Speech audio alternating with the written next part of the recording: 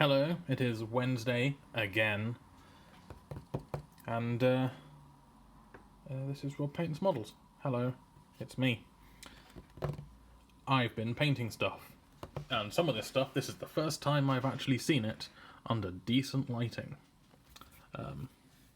Because I've been doing some more couch painting this week, including these orcs. I've done most of the black cloth, the brown cloth, and the skin on most of them. I've got like all the linemen basically to finish the skin on.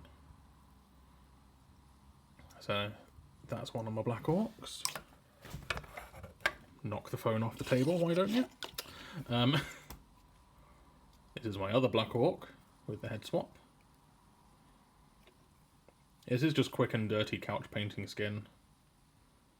The blends aren't particularly smooth on any of it, really. It's just supposed to be like for gaming, and there's 12 of them, so I need to get them done. But you know, they look good 3 feet away on the tabletop in poor lighting. So that's what it looks like when I'm just kind of trying to rush through something.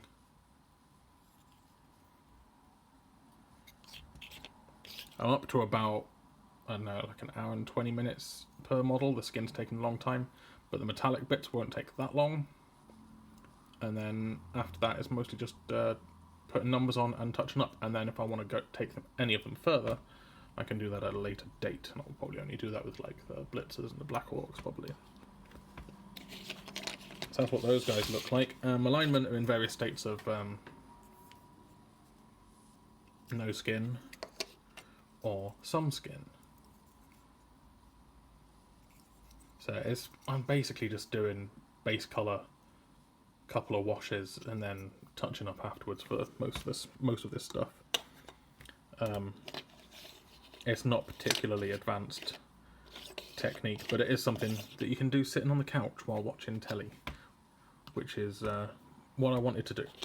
So that's my Blood Bowl team. They're coming along.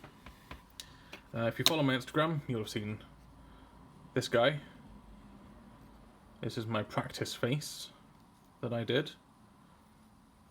For everyone that spotted all the mould lines on this, I have stripped the primer off this guy's body and removed the mould lines, and now it's actually going to be ready to paint.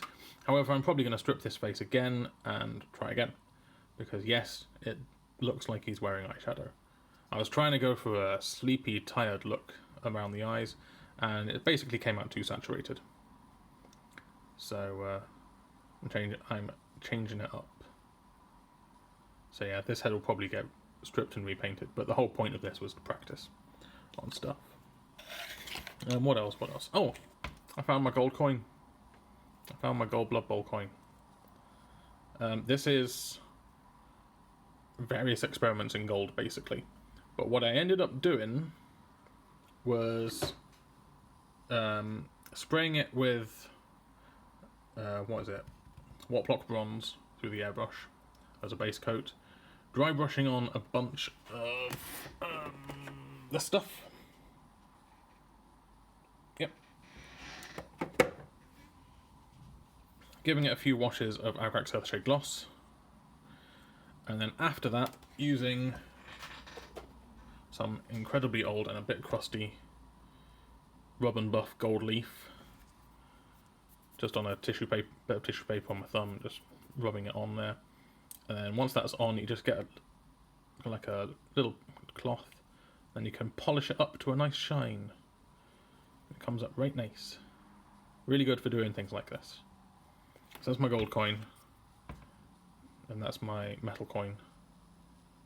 You can see how shiny they are. That was what I really wanted. So one for home and one for away. And that's it. Nah, I'm joshing you. You've seen the thumbnail. Here she is. All complete, base and all. So I got everything for painting her head on a camera. I didn't paint the base on camera because it's very specific to this model, whereas I'm trying to keep this as just like a How to Paint Sisters of Battle series. So the head video is going to include both how to paint black hair and white hair in the same video, as well as how I paint this face.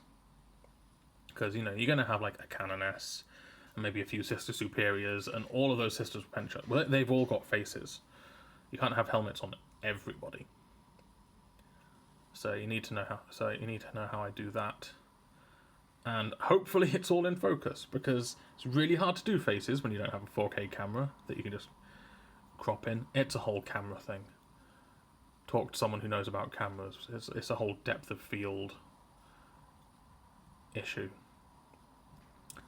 But yeah, the base is pretty specific to her. If you want to know how to paint the roses, go check out one of my Thorns of the Briar Queen videos, because I cover that in there, and I did them the exact same way. If you want to know how to paint the flames, you can check out my Zarbag's Gits videos, because I paint some flame effects in there. And the actual candles themselves, that is base coated with Gracia, which is a lovely paint. It covers really, really well.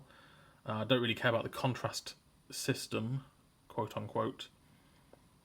But Gracia is really, really nice, and bases and it just covers really, really well in like 2 thin coats. Gets you a really nice smooth light grey that you can build up to white over. I use it on the hair as well. So absolutely recommend this. It's way better than Celestra Grey. Celestra Grey was a bit too dark, a little bit green, and very grainy and can go clumpy quite easily. This seems very smooth. I like this. But yeah, it's Gracia as a base, highlighted up to white, and then I've got some of the old this. You know, I bought this. Use that for shading the candles, because in this particular instance it was just easier that way. Basic, just using it as a wash. Then mix this with a little bit of that. Just a very small amount of that, because it tints it very quickly. And a little bit of water. And did it again around the bottom, just to get those darker shadows in between the candles. And then glazed in some Lamenter's Yellow and a little bit of Bloodletter to create the kind of glowing OSL effect. And I tried to add a little bit to the sister herself, but it's really subtle, because in my opinion, these are not bright light sources, and she's in daylight, so it's not gonna like overpower anything. But there are a few nods to the existence of these lights around the model, but to be honest, doesn't really seem to affect it. She looks pretty good as it is. And if you want to know how to do the base, that's basically just all dry brushing front to back through various layers of grey. I think I started with like Corvus Black, worked my way up through all of the neutral grey tones. I think it was Corvus Black, Skaven Blight Dinge, and then I think I jumped straight to Celestra Grey from that, because I wanted a bit more, some high contrast. And it was all done with one of these. I went out and bought some more of these. And then washed with this, once you get it to the brightness that you want on the highlights. Touched up with a little bit of white along some of the edges. Again, lots of glazes of this to create some shadowing. And that, once that's done across the entire thing, this symbol here, the green one, which I decided was like in some green marble or jade or something, that was created by glazing over a whole bunch of different inks. So I've got my fake Waywatcher green, got my fake Corellia green shade, a little bit of yellow ink as well in there, and it took like an hour to build it up to the intensity that I liked, and then went through with again some more white edge highlighted just the front cracks, because they're the ones I want to stand out. And the skull, which is hard to see on the back there, that was, again, this over the base of all this dry brushing. And it was just glazing in some thinned down apothecary white, which works great for applying glazes and lightening stuff up. So I rate apothecary white.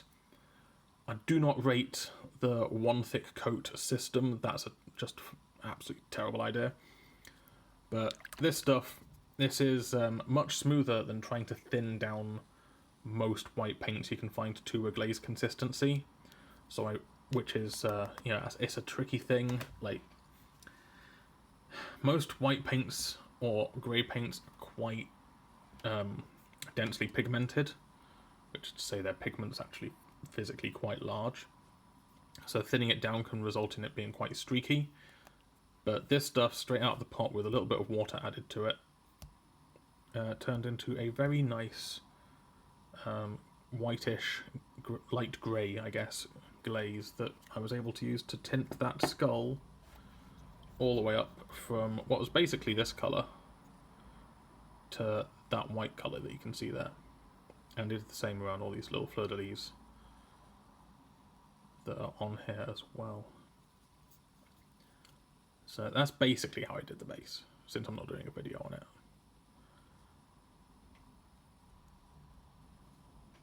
And yeah, there we go, she's done.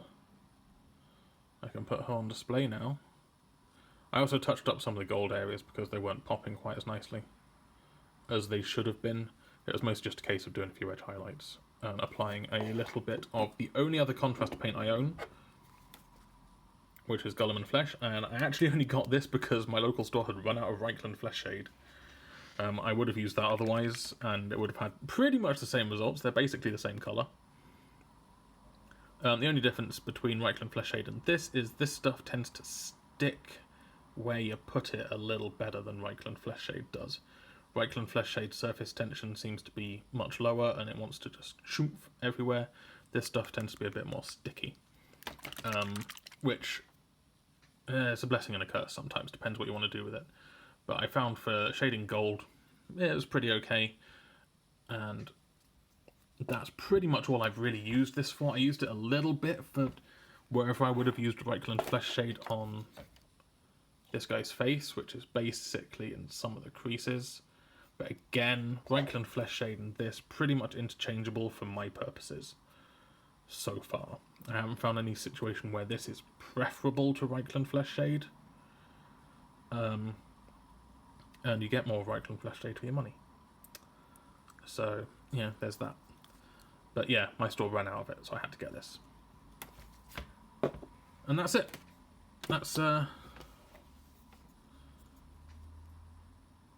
my weekly update. Commissions are still open if you're interested. As I said last week, it's £15 an hour, and I will work to however many hours you want me to spend on your figures. So if you want me to do something in an hour, I'll do it in an hour, and it'll look rubbish. If you want me to do something in 40 hours, then I'll do it. But to be honest, I think there's like diminishing returns after about the 20-hour mark. It all depends what you want me to do. Like, I'm talking like infantry size figures here. Generally speaking, most Warhammer Underworld stuff like I've painted has been about 2 to 3 hours per model. 2 hours at the lower end, depending upon if I'm just kind of rushing it out with an airbrush and washes and stuff. Usually 4 hours plus for the leaders, depending upon how complicated they are.